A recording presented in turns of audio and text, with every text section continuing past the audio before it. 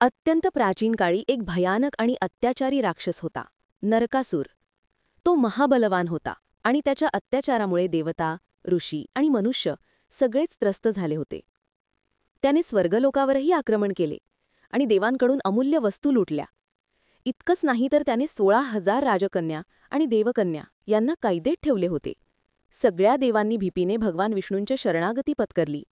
तेव्हा विष्णूंनी सांगितली, योग्य वेळ आल्यावर मी माझ्या कृष्णावतारात त्याचा नाश करीन. काळ पुढे गेला. श्रीकृष्ण द्वारकेत राज्य करीत होते.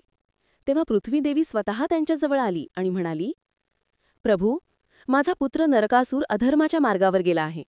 त्याचा उद्धार फक्त तुम्हीच करू शकता.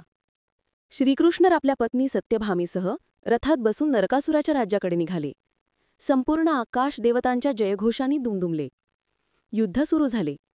आकाशात वीज चमकत होती, पृथ्वी हलत होती. नरकासुराने हजारो राक्षसांसह भीषण संग्राम केला. पण अखेरीस श्रीकृष्णाने आपले सुदर्शनचक्र फिरवले आणि नरकासुराचा वध केला.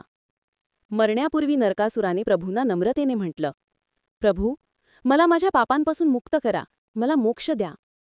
श्रीकृष्ण म्हणाले, नरकासुरा, आजपासून हा दिवस नरक चतुर्दशी म्हणून साजरा केला जाईल.